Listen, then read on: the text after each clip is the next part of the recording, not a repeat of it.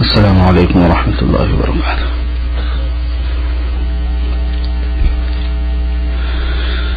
نحمده ونستعینه ونستغفره ونؤمن به ونتوکل علیه ونعوذ بالله من شرور انفسنا ومن سیئات اعمالنا. من يهده الله فلا مضل له ومن يضلله فلا هادي له. ونشهد ان لا اله الا الله وحده لا شريك له. ونشهد أن سيدنا ونبينا ومولانا محمدا عبده ورسوله صلى الله تعالى عليه وعلى آله وأصحابه وسلم تسليما كثيرا كثيرا. أما بعد،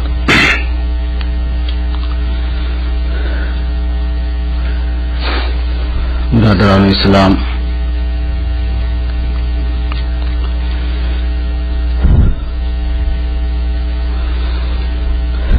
اسلامی زندگی کے بہت سے رخ ہوتے ہیں.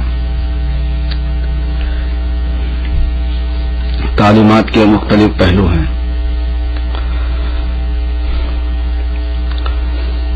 جتنی زیادہ ان گوشوں کی طرف ہم توجہ کریں گے اتنا دینی شعور بھی آئے گا اور اس لائن میں اللہ کے دین کو اختیار کرنے سے فائدہ بھی ہوگا.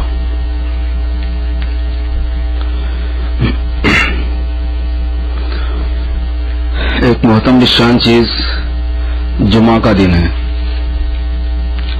اسلام میں جمعہ کی بڑی اہمیت ہے.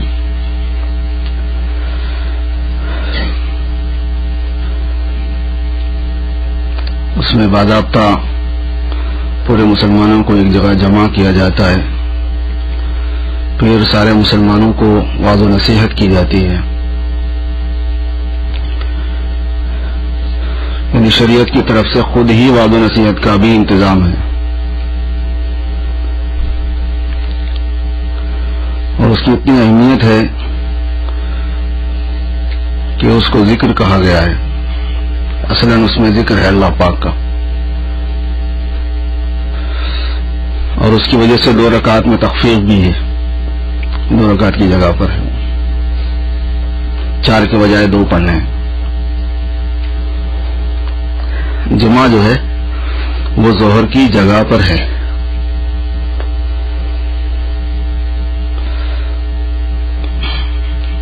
عید کا دن ہونے کی وجہ سے جمعہ عید المومنین ہے.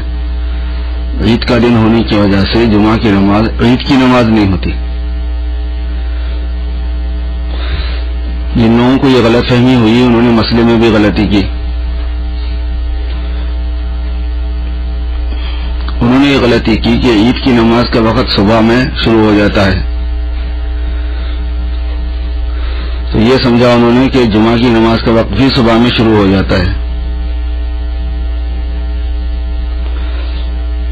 ایسے لوگوں نے ظہر سے پہلے، ظہر کا وقت ہونے سے پہلے جمعہ کو پڑھنا شروع کر دیا. کم از کم خطبہ دینا شروع کر دیا، اور اذان کا وقت سے پہلے دے دینا، جمعہ کے وقت سے پہلے دینا تو بہت کامن ہو گیا. حالانکہ اذان کا وقت سے پہلے دینا بالکل جائز نہیں ہے. حضور صلی اللہ علیہ وسلم کے ایک ارشاد کا مفہوم یہ ہے کہ اذان اگر وقت سے پہلے دے دی مؤذن نے تو اس نے مسلمانوں کے ساتھ خیانت کی. المؤذن مؤتمن، وہ امانت دار ہے، اس کو خیانت نہیں کرنی چاہیے. چونکہ اذان دینے پر تو سامنے والا یہی سمجھے گا سننے والا کے وقت ہو گیا.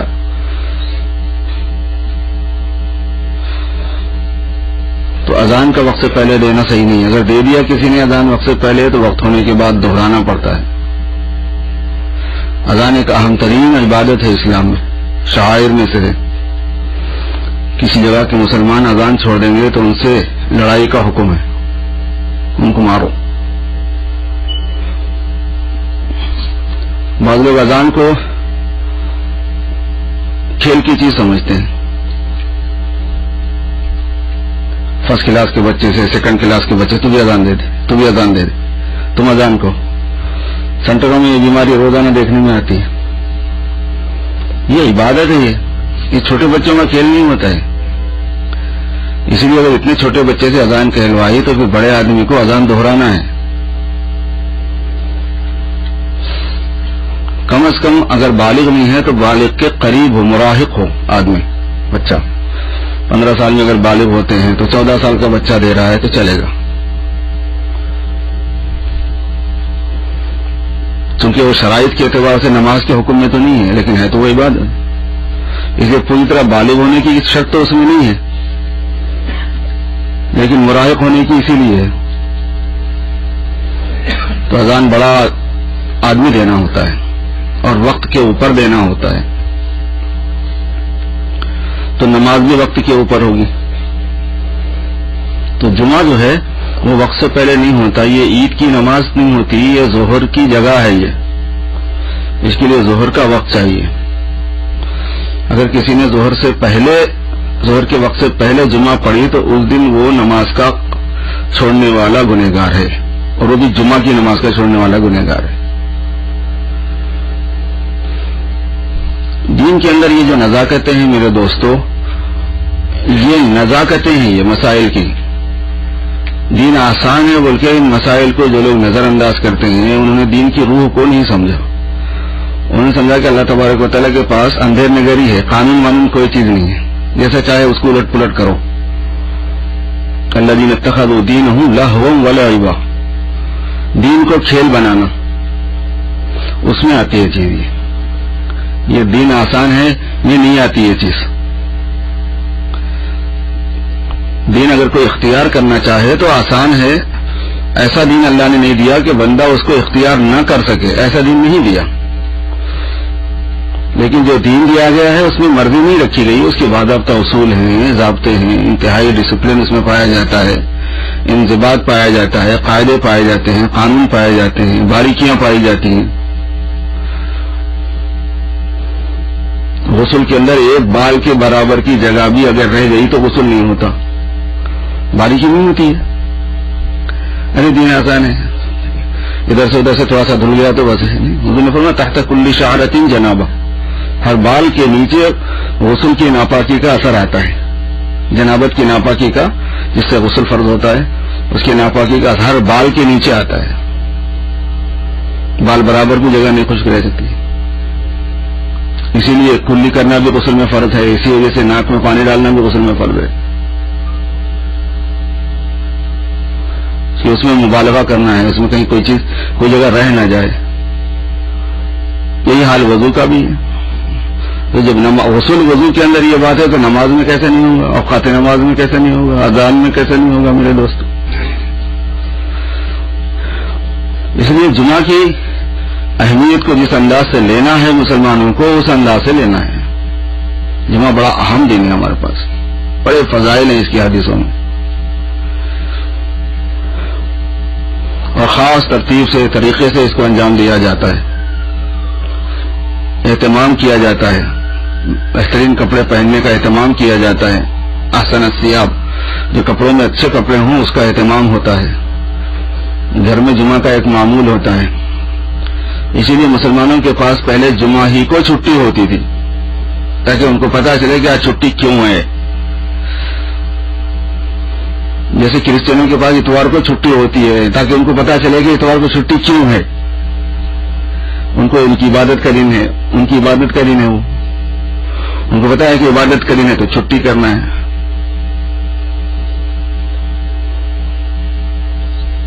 تب ہمارے اوپر یہ مصیبت پڑ گئی کہ ان کی عبادت کے دن میں ہماری چھٹی ہوگی تو ہماری عبادت کے دن کی چھٹی ہوگی.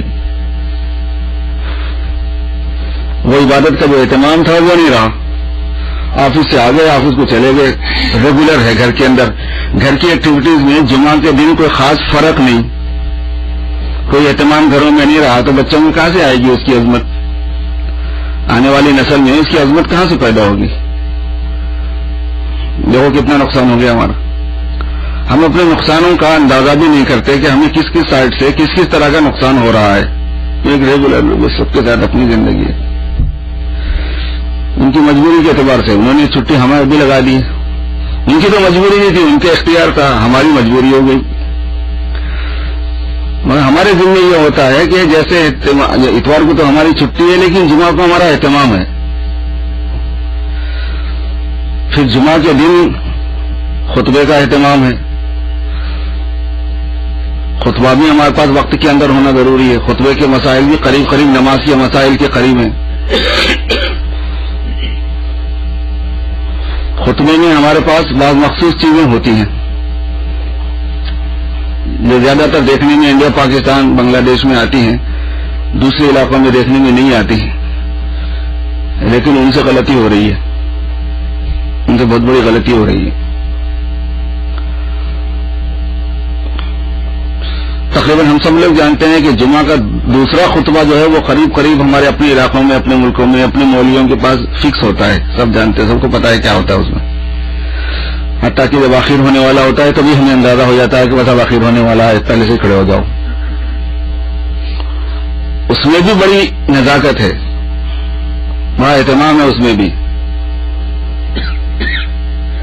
اور خطبے کے شروع میں بھی جن چیزوں کا اہتمام ہے وہ بھی بہت نازک ہے. کیونکہ ہم لوگ عربی دان نہیں ہیں, اس لیے ہمیں اس کی طرف توجہ الگ سے کرنی پڑتی ہے, وہاں کرنی پڑے گی. یاد رکھنا, دھیان رکھنا کہ کیا ہے کیا نہیں. تو ایسا کرتا ہوں کہ جمعہ کے خطبے کا جو دوسرا حصہ ہے اس کا تھوڑا سا مذاکرہ کرتا ہوں, کیونکہ وہ تو فکس ہوتا ہے. پھر اس کے بعد پہلے حصے کے بارے میں سوچتے ہیں, اللہ نے اگر وقت دیا, ہمت دی, ٹائم ملا, زندگی رہی. حضور پاک صلی اللہ علیہ وسلم جمعہ کے خطبے میں بھی ایسی نصیحت فرمایا کرتے تھے جیسے پہلے خطبے میں ہوتی تھی. صحابہ میں اور تابعین میں چونکہ مسلمانوں میں حالات شروع ہو گئے تو پھر تعلیم میں جمعہ کے خاص طور پر ان اجتماعی حالات کو پیش نظر رکھنا ضروری ہو گیا جو مسلمانوں کے درمیان ہو گئے تھے. اس لیے صحابہ میں اکثر اس کا اہتمام فرماتے تھے لیکن فکس نہیں تھا. پھر تابعین میں حضرت عمر بن عبدالعزیز جو ہیں رضی اللہ عنہ ہی کہا جاتا ہے ان کو بھی, اگرچہ کہ وہ تابعین میں سے ہیں, عمر ثانی جن کو کہا جاتا ہے. ان کے وقت میں تو حالات بہت ہی گمبھیر تھے جن کو تاریخ سے تھوڑی سی بھی مناسبت ہے. پتہ ہے کہ بنو امیہ, بنو عباس کی پنچایت الگ تھی, اور اس کے ساتھ ساتھ جو ہے یہ خارجیوں کا جناب والا غیر خارجیوں کا بڑا فتنہ اٹھا ہوا تھا. تو انہوں نے خاص انداز اختیار کیا تھا جو ہمارے درمیان میں چلتا ہے. دوسرا خطبہ یہ جو ہے حضرت عمر ابن عبدالعزیز کا ہے اصل میں, جس کو ہم لوگ اختیار کرتے ہیں. اور تابعین کی بات بھی حدیث کے درجے میں ہوتی ہے اور ان کی بات کو بھی بعض وقت ایسے ہی لینا ہوتا ہے دین کی حفاظت کے واسطے. ایک بات تو اس میں بڑی اہتمام سے درود شریف کی کثرت کی تعلیم کی ہوتی ہے جو آیت پڑھی جاتی ہے ان اللہ وملائکتہ علی. ہر مسلمان کو استغفار کے ساتھ, تسبیح اور تحمید اور تمجید کے ساتھ, تکبیر کے ساتھ درود شریف کا اہتمام چاہیے. بہت ہی خوش و خضوع سے, بہت اہتمام سے, بہت یکسوئی سے, بہت محبت سے, بہت چاہت سے درود شریف پڑھنا چاہیے. درود شریف حضور پاک صلی اللہ علیہ وسلم پر صلاۃ اور سلام بھیجنے کا شرعی طریقے کا نام ہے, اسلامی طریقہ ہے.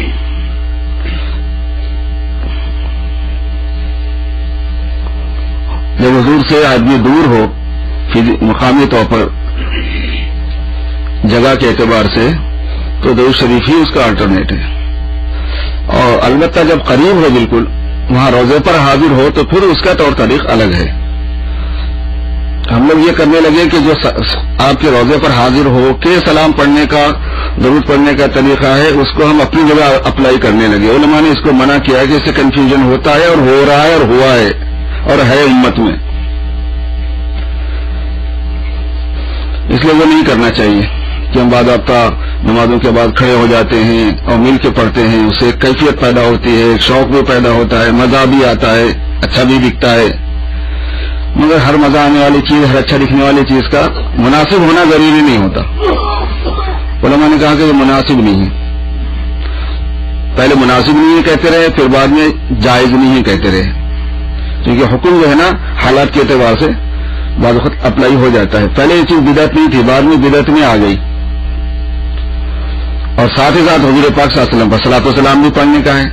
وہ بدعت ہے، بلکہ چھوڑ دیں گے تو امت کو صلاۃ و سلام چھوڑا دیں گے کیا؟ اسی لیے کیا ہے، پوری امت مسلمہ کے ہر فرد کو، مرد ہو یا عورت ہو، درود پاک کا اہتمام کرنا ہے، جس میں حضور پاک صلی اللہ علیہ وسلم پر صلاۃ اور سلام دونوں ہیں. صلو علیہ وسلموا تسلیما، صلاۃ بھی بھیجو، سلام بھی بھیجو. رحمت کاملہ کے نازل ہونے کی درخواست حضور پاک صلی اللہ علیہ وسلم پر. اب یہ کیا چیز ہے، حضور پر درود کی، رحمت نازل ہونے کی دعا کیوں کی جاتی ہے، کیا ضرورت ہے اس کی؟ بڑے راز ہیں، عجیب و غریب راز ہیں اس میں، اور اتنی دور دور تک اس کے رشتے ہیں کہ بعض کا ذہن بھی نہیں جاتا کہ اس کا رشتہ اس سے ہے. ایک بزرگ سے میں نے سنا، اور میں نے بہت جگہ اس کو سنایا اور مجھے بہت ہی پسند آئی بات. انہوں نے فرمایا کہ توحید کی حفاظت کا راستہ ہے یہ. دیکھو کیسی عجیب بات ہے، درود شریف توحید کی حفاظت کا راستہ ہے. درود شریف سے توحید کی حفاظت کیا ہے؟ حضور پاک صلی اللہ علیہ وسلم کے اتنے کمالات ہیں، اتنی معجزات ہیں، اتنی خوبیاں ہیں کہ اس سے 10 20 گنا 50 گنا کم خوبیوں پر لوگوں نے ایسی شخصیتوں کو خدا بنا لیا ہے. شخصیت کے اعتبار سے آدمی بھگوان ہو جاتا ہے، خدا بنا لیا جاتا ہے.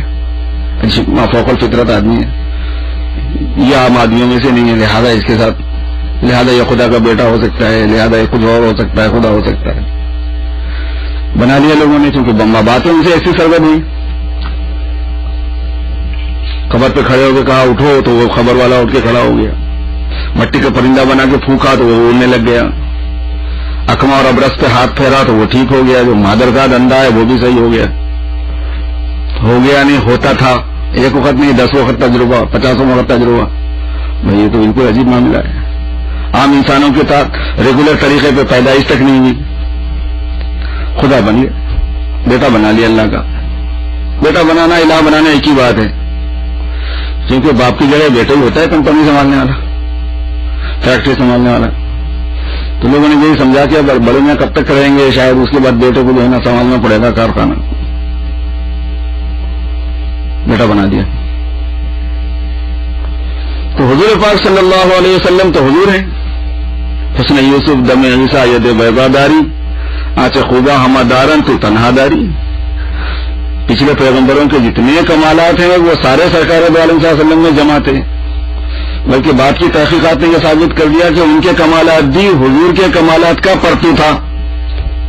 ان کو بھی کمالات ان کی برکت سے ملے سو ہیں، ان کے طفیل میں ملے سو ہیں، ان کے کمالات ہی کی پرچھائی ہے وہ. تو ان کو تو خدا بنایا ہی جاتا. اور آپ صلی اللہ علیہ وسلم ہیں آخری نبی، آپ کے بعد کوئی نبی نہیں آئے گا. اگر اس امت نے اپنے نبی کو خدا بنا لیا تو پھر اس کو شرک و بت پرستی سے اور مثلا مذہب پہ جمانے کی کوئی صورت باقی نہیں رہے گی.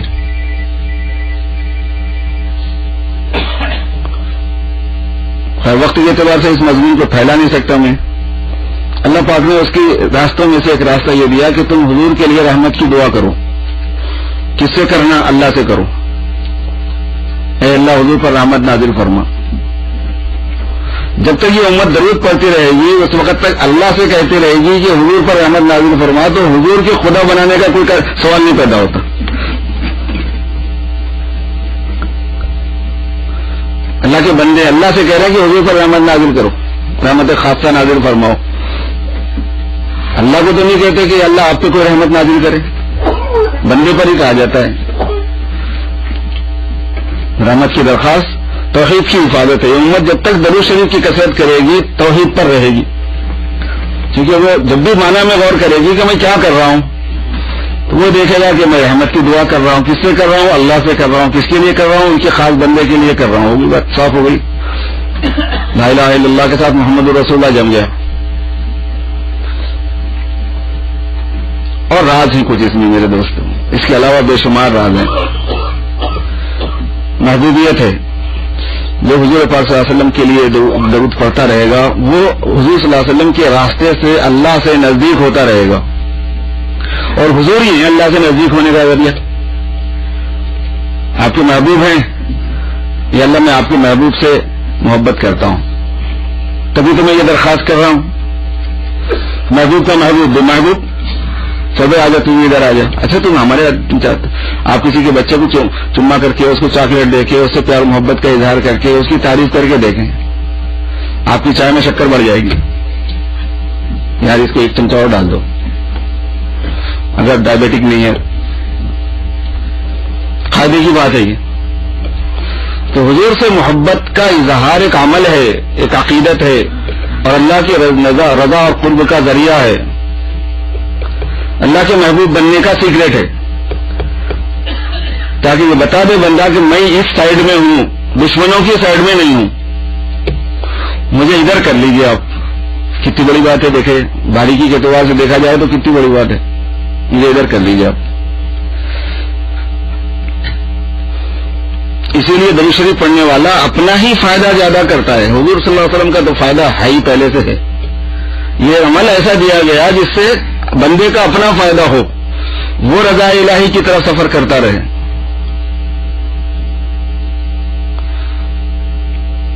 ہر ہفتہ یاد دلایا جاتا ہے کہ دیکھو یہ آیت ہے، اس میں یہ حکم ہے مسلمانوں کو، اس لیے مسلمان کو اس کا اہتمام کرنا چاہیے. چلتے پھرتے اٹھتے بیٹھتے، سفر میں، حضر میں، پاکی میں، ناپاکی میں، اس کے لیے وضو کی کوئی قید نہیں ہے کہ اگر بے وضو پڑھیں گے تو بے ادبی ہے. جب بے وضو پڑھیں گے تو بے ادبی نہیں ہے، تو بیٹھ کے پڑھیں گے تو بے ادبی کہاں سے ہو جائے گی؟ تو کھڑے ہو کے پڑھنا ادب کہاں سے ہو جائے گا؟ اللہ کا ذکر جیسے اللہ کا ذکر، اس کے لیے پاکی کی بھی شرط نہیں ہے. تو اگر کوئی آدمی بغیر وضو کے اللہ کا ذکر کر رہا ہے تو بے ادب ہے. ایسے حضور پاک صلی اللہ علیہ وسلم پر جو چیز جتنی ضروری ہوتی ہے اس کے ساتھ شرائط ہٹائے جاتے ہیں. اصل میں وضو ہو، خاص طریقے پہ ہو، خاص جگہ پہ ہو، تو پھر وہ جمعہ میں کو غلطی ہو سکتا ہے. یہ جمعہ میں خود کرنے کا کام ہے، یہ تو روز کرنے کا کام ہے، اور روز بہت کثرت سے کرنے کا کام ہے. آپ صلی اللہ علیہ وسلم فرمایا کہ کثرت سے مجھ پر درود پڑھا کرو. اور کثرت کی تعریف علماء نے کی ہے کہ کم از کم 300 مرتبہ ہو. جو حضور پاک صلی اللہ علیہ وسلم پر صلاۃ و سلام 300 مرتبہ پڑھے گا وہ کثرت سے درود شریف پڑھنے والوں میں شامل ہوگا.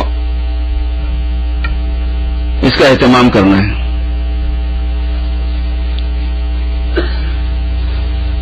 چھوٹا درود پڑھو، بڑا درود پڑھو، درود ابراہیم پڑھو.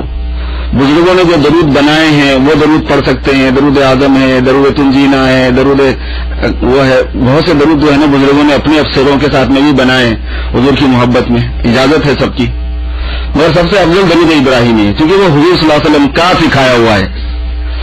جو الفاظ حضور کے ہوں گے ان کی برکتی الگ ہوگی، ان کی نورانیتی الگ ہوگی. لیکن جو بزرگوں کے اپنے الفاظ ہیں اور دوسرے اور مسالے اور مقاصد کی پیش نظر اس میں بنائے گئے ہیں وہ بھی صحیح ہے، اور درودوں کو بھی اختیار کیا جا سکتا ہے. تو اس لیے ٹائم ہو گیا.